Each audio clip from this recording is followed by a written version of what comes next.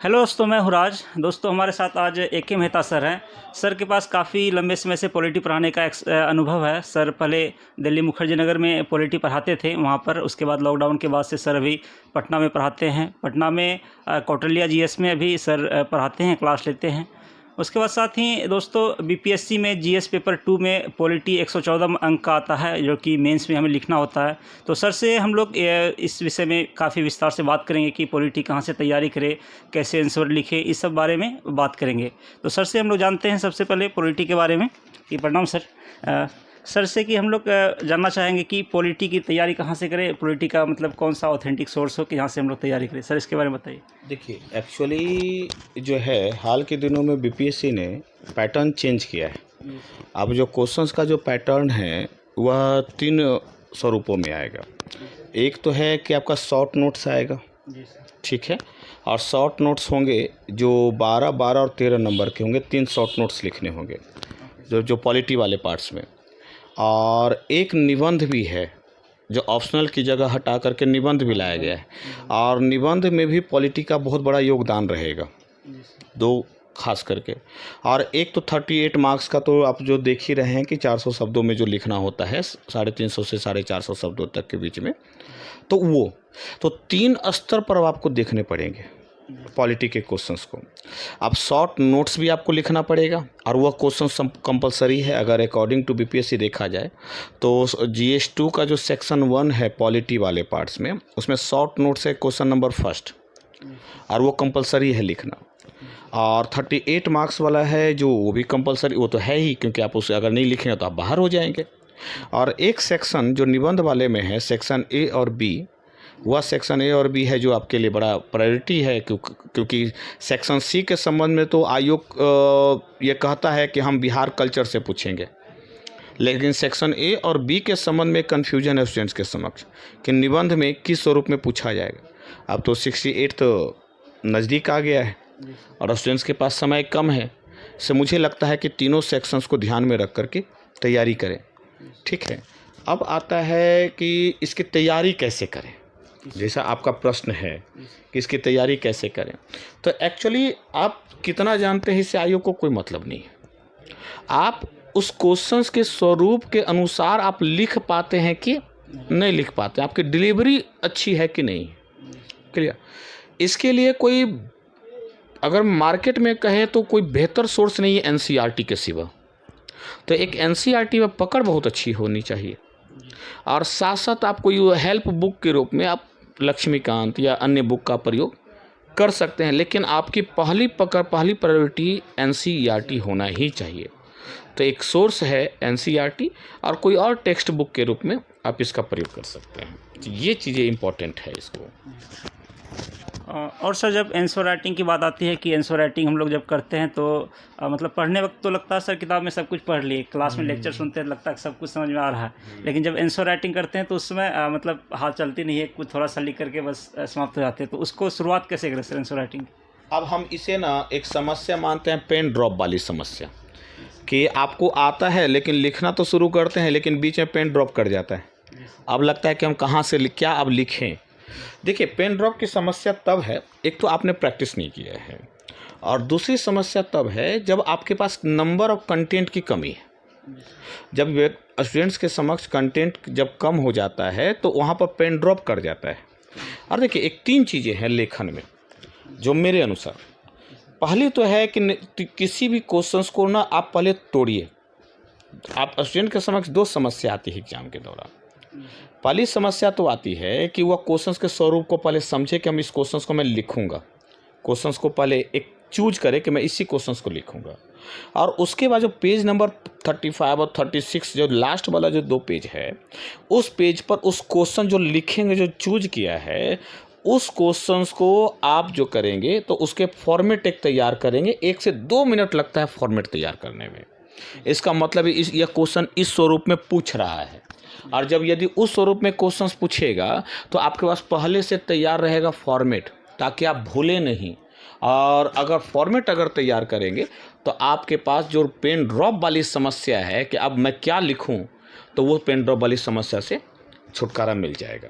तो मुझे लगता है कि एक तो क्वेश्चंस को चूज करना बड़ा इम्पॉर्टेंट है, और उसके बाद पेज नंबर 35 जो लास्ट वहाँ निकलते समय उसको क्रॉस कर दें, रफ पेज को, ठीक है। लेकिन क्वेश्चंस को चूज करें और उसका फॉर्मेट जरूर तैयार करें, इससे पेन ड्रॉप की समस्या से बचा जा सकता है। तो क्वेश्चन चूज करना और रफ पेपर तैयार करना ये बड़ा इंपॉर्टेंट है स्टूडेंट के समय एग्जाम के दौरान। और सर मेंस एंसर राइटिंग में जैसे आप भी कॉपी चेक करते होंगे टेस्ट सीरीज के वगैरह का, तो सर स्टूडेंट कहाँ ज़्यादा गलती करता है, किन बातों का आंसर राइटिंग में ज़्यादा ध्यान रखें हम लोग, तो इसके बारे में बताइए सर। देखिए मैंने जो कॉपी अभी तक जो चेक की है, कईयों की कॉपी चेक किया है, तो पहले तो भूमिका लिखते समय बड़ी प्रॉब्लम होती है। देख किसी भी क्वेश्चंस का 3 स्वरूप होता है। एक भूमिका जिसका परिचय या प्रस्तावना जो भी आप कहें, दूसरा होता है विषय वस्तु और तीसरा होता है निष्कर्ष। स्टूडेंट्स को यह समझ में आता है कि क्वेश्चंस ये मांग रहा है, लेकिन उस क्वेश्चंस को भूमिका या प्रस्तावना कैसे लिखें कि वो पूरे क्वेश्चंस का सार बताए, ठीक है। और निष्कर्ष जब आप देंगे, जब विषय वस्तु लिखते हुए, तो उस निष्कर्ष हमेशा समाधान जो होगा वो पॉजिटिव होगा और आपका अपना होगा, ध्यान रखिएगा। तो पॉजिटिव वे में आप समाधान देते हुए निकलेंगे। भूमिका जो होती है ना, मुझे लगता है पूरे क्वेश्चंस का जान होता है। अगर मेरे विचार में अगर देखा जाए तब भूमिका पूरे क्वेश्चंस की जान होती है। जैसे अगर मान लीजिए कोई क्वेश्चंस पूछा तो पूरे क्वेश्चंस को 70-80 शब्दों में उस भूमिका में आप लिख दें कि यह क्वेश्चंस कहना क्या चाहता है, इस संबंध में मैं क्वेश्चंस कह रहा है और मैं इसी संबंध में आगे विस्तार करूँगा। इसलिए पूरे क्वेश्चंस में एक इम्पॉर्टेंट पार्ट स्टूडेंट के समक्ष सबसे बड़ी चुनौती आती है, शुरुआत कहाँ से करें, है ना, और अंत में कहाँ करें। तो शुरुआत करें तो भूमिका से शुरुआत हो, तो भूमिका, हालांकि भूमिका शब्द नहीं लिखा जाएगा और निष्कर्ष शब्द भी नहीं लिखा जाएगा, ये गलती करने से बचेंगे। लेकिन क्वेश्चंस का सार तो बताएंगे ना, क्वेश्चन इस स्वरूप में कह रहा है, और फिर उसी का एक्सप्लेनेशन विषय वस्तु में होगा और उसी का एक्सप्लेनेशन जो होगा वो अंत में जो समाधान देते हुए निकले। मैं इसका एक बेहतर, जब कोई मूवी रिलीज होती है ना तो पहले ट्रेलर लॉन्च होता है, नहीं तो ट्रेलर से पता चलता है ना कि अच्छा मूवी इस संबंध में कह रहा है, नहीं कोई मूवी इस संबंध में कह रहा है, तो मूवी तो ट्रेलर जस्ट लाइक उसका भूमिका को बता देता है कि हम के ये को मूवी जो है इस विषय पर, वस्तु पर है।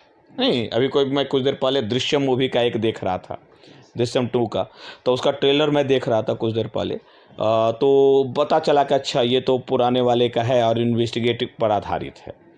नहीं कुछ देर उसके पहले मैं पठान का ट्रेलर देखा, तो नहीं पूरी मूवी है जो बताते हैं। ट्रेलर बहुत इंपॉर्टेंट है, जस्ट लाइक ये भूमिका, जस्ट लाइक ये इम्पोर्टेंस क्वेश्चंस का सार होता है। और उसी ट्रेलर का आप देखते हैं और अंत में देखते हैं या तो सुखांत अंत हो या दुखांत अंत हो, लेकिन ज़्यादातर क्वेश्चन सुखांत अंत में ही जाता है, इसे समाधान आप बेहतर देंगे, ठीक है।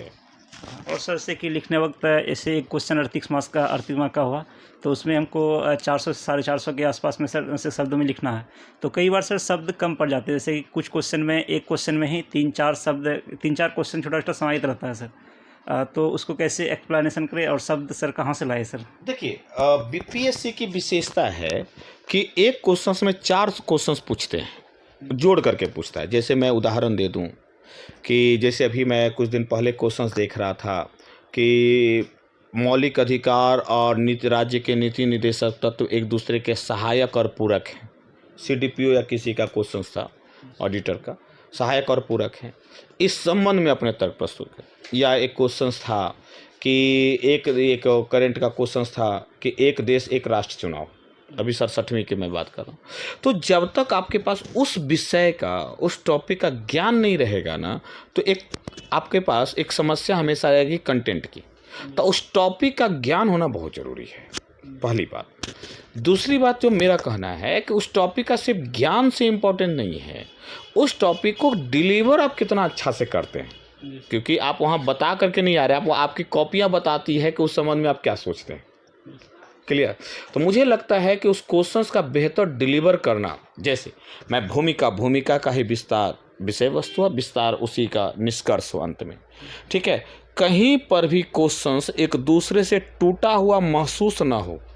जैसे कभी लिखते हैं ना तो क्वेश्चंस को टूट जाता है, लगता है कि नहीं यहाँ से फ्लो टूट गया है, ये गलती नहीं करेंगे। तो 3 तरीका होता है लेखन का।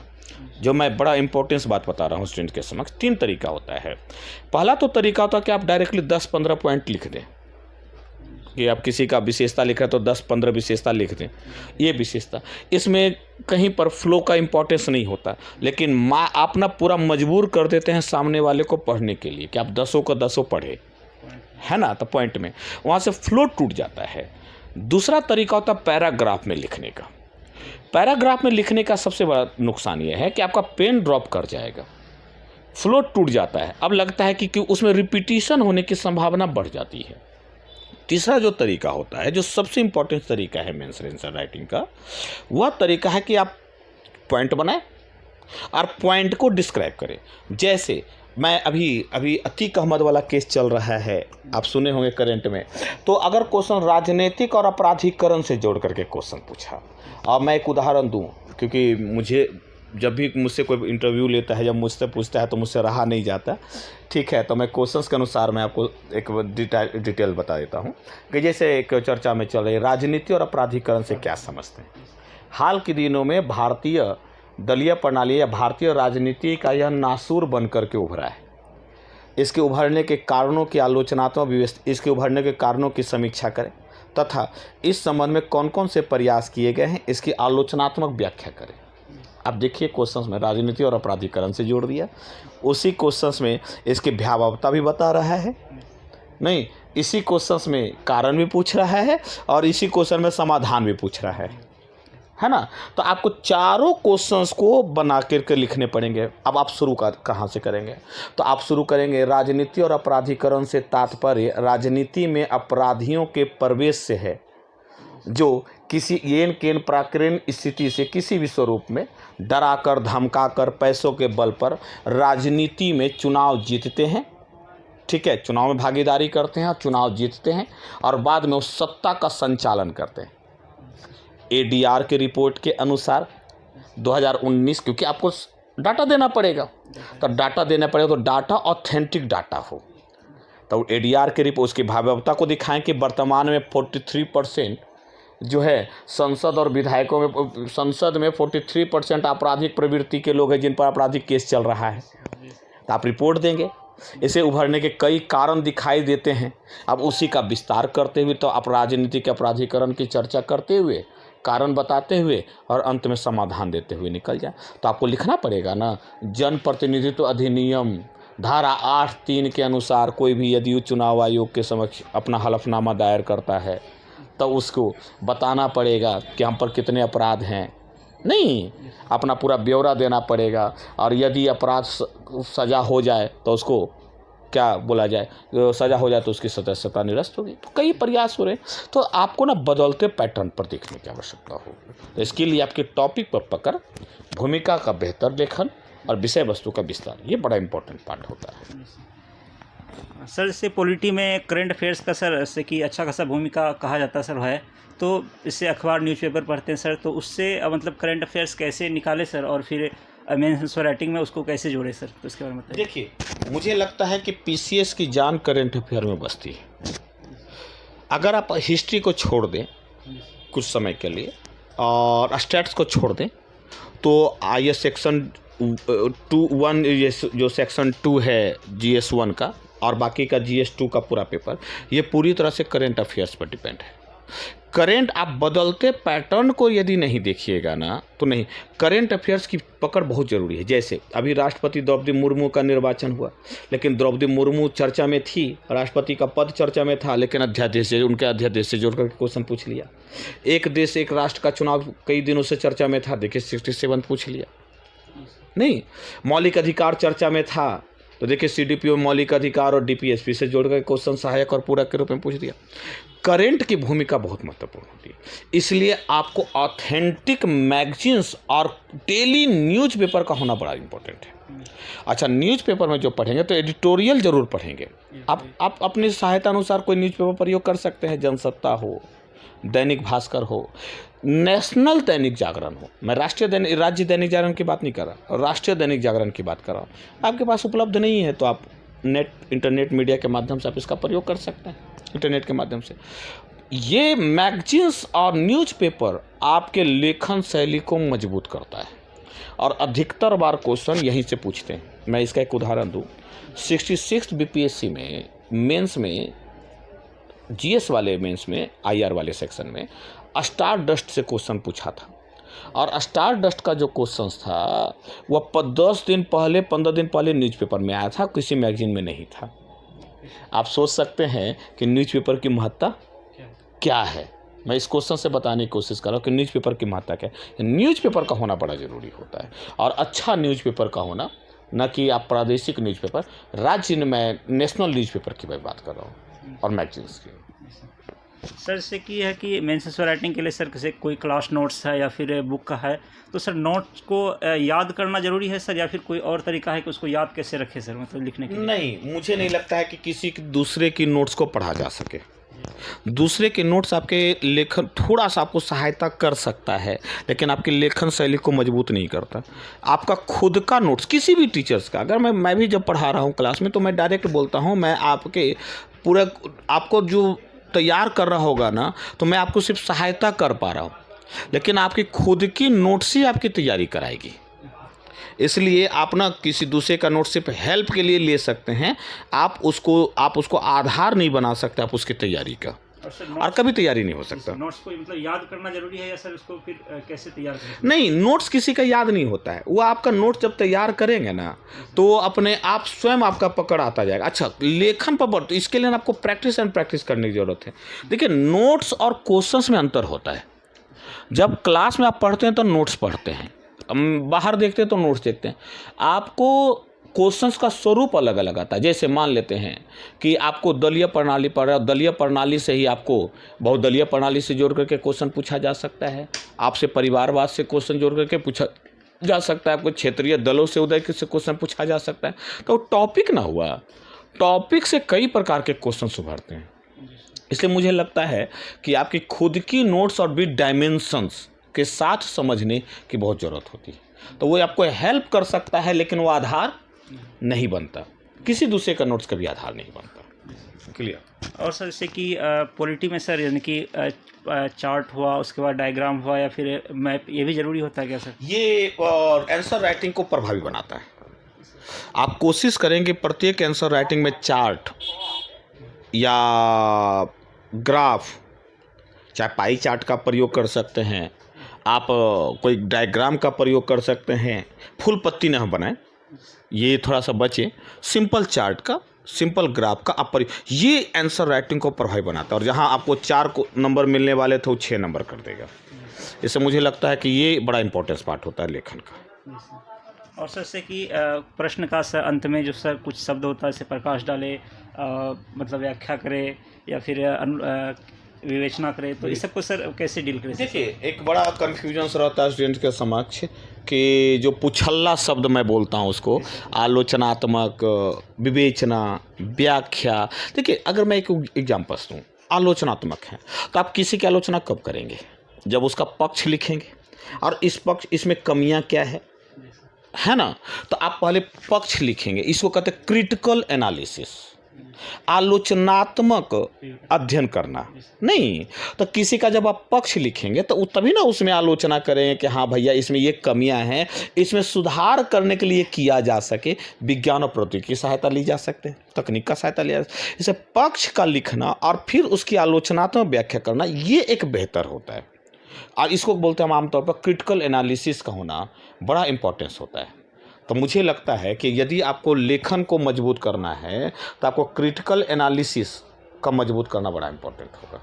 ठीक है, तो ये आपको सिर्फ आपके बुक में आपको नहीं मिलेगा, आप सिर्फ बुक से पढ़ेंगे तो नहीं होगा, आपको इसके लगातार एडिटोरियल का प्रयोग करना पड़ेगा। मैगजीन्स लगातार पढ़िए, और अच्छा मैगजीन्स पढ़िए। जैसे मैं आप लोग को अब तो समय कम है, अब आप लोग डेली प्रैक्टिस कीजिए, लगभग 10 घंटा 12 घंटा लिखिए।